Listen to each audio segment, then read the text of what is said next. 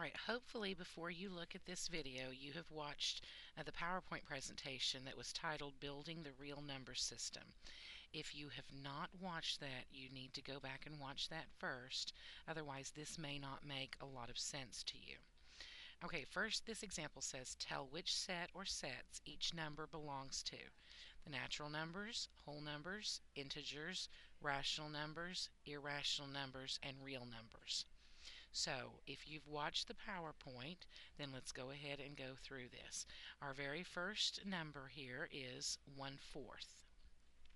Now remember, the natural numbers started out 1, 2, 3, 4, so on and so forth. 1/4 does not fit into that.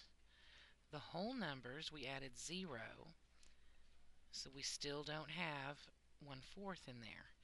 The integers included the negative numbers and the positive numbers, but it still does not include fractions. If you'll remember, the first time we saw fractions was in the set of rational numbers. So 1/4 is a rational number. It's a fraction. And because it's a rational number, it's also a real number. Now let's look at the square root of 3. The square root of 3 is not natural, it's not whole, it's not an integer, and it can't be written as a fraction. So therefore it has to be an irrational number, and because it's irrational, it's also a real number. Now the next example says -7. -7 is an integer first, and then it also belongs to the set of the rational numbers, and then the real numbers. The last one, 7,941, is a natural number because it is one of the counting numbers. We'd have to count up quite a ways to get there, but we could. Because it's a natural number, that means it's also a whole number, which means it's also an integer. Now we could write this as a fraction. We could write 7,941 over 1, which means it's now a rational number, and because it's rational, it's also a real number. Let's look at whether some statements are true or false.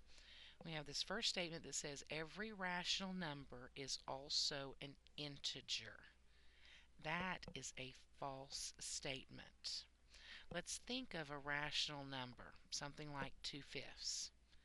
Is 2/5 an integer? No, it's not. So the statement every rational number is also an integer is false. Now our next statement says every real number is also a rational number. Well, that is false. If you'll remember from the PowerPoint, in order to build the real number system, we had to join the rationals along with the irrationals.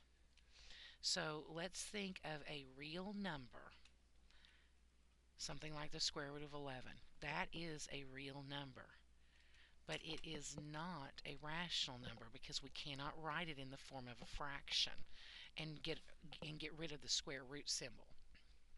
So that is a false statement. The last one says every natural number is positive. Well, this is actually a true statement because we think about what the natural numbers are. 1, 2, 3, 4, 5, so on and so forth. Every single one of these numbers is a positive number. So that is a true statement.